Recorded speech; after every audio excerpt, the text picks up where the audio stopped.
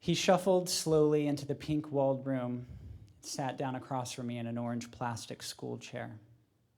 His face was flat. My palms were sweaty. We were two men sitting quietly, face to face, in a women's bathroom. But it wasn't just any women's bathroom. This is a women's bathroom at a homeless shelter for people with serious mental illness. I was early in my tenure as a primary care doc at the shelter. The idea was to reach out to people, meet them on their own terms. In hindsight, the women's bathroom may have missed the mark on that a little bit, but it was the one place in the shelter with a sink and the space to run our clinic. When I first started doing this work about 5 years ago, I had very little clue what I was doing. But the day that Dennis shuffled into that room and sat down across from me in that orange chair, something changed. He was a 50-year-old man who had just moved into the shelter after spending many years living alone on the streets. He took no meds, wasn't really keen on seeing doctors.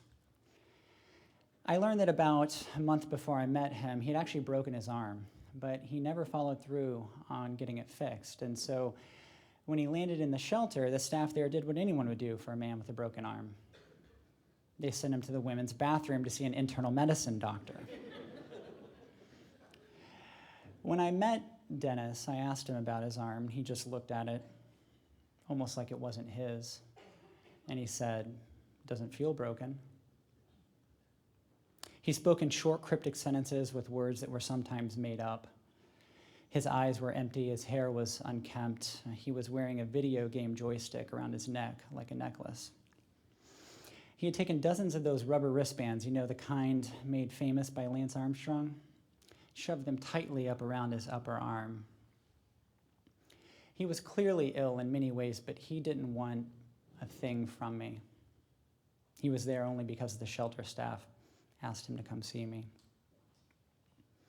Now, I had no idea what to do next. I knew as a primary care doctor there were any number of things I could talk to him about in the name of good care, things like vaccines or screening tests, but somehow in that moment, none of that really seemed to matter.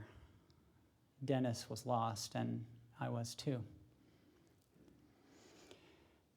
As we sat there quietly, his feet caught my eyes. On his left foot, he was wearing an aqua sock covered by a blue Velcro post-op shoe. On his right foot, he was wearing no shoe at all, just a wool stocking cap that he had pulled tightly over his foot and fixed to his ankle with another one of those rubber wristbands, but this one didn't say "Live Strong" on it. No, this one right there on the dirty ankle of this broken outcast said, in all caps, "Amazing Grace."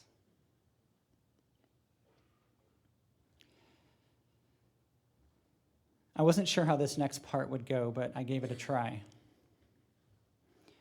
"Dennis, could I wash your feet?"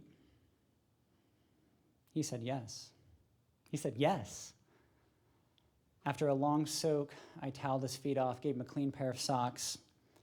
Shelter staff helped him find a proper pair of shoes, and we sent him on his way. I didn't write a single script. I didn't give him any doctorly advice at all.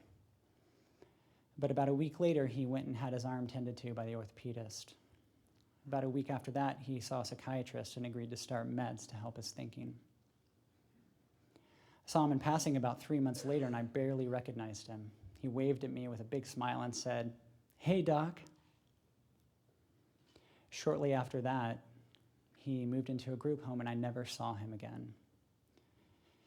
But in that brief slice of time that I knew Dennis, he taught me that sometimes when people are really broken, the thing they need most isn't a vaccine or a diagnosis or a medication or counseling. Sometimes they just need someone to treat them kindly, someone to serve them and to help them feel whole. Thank you.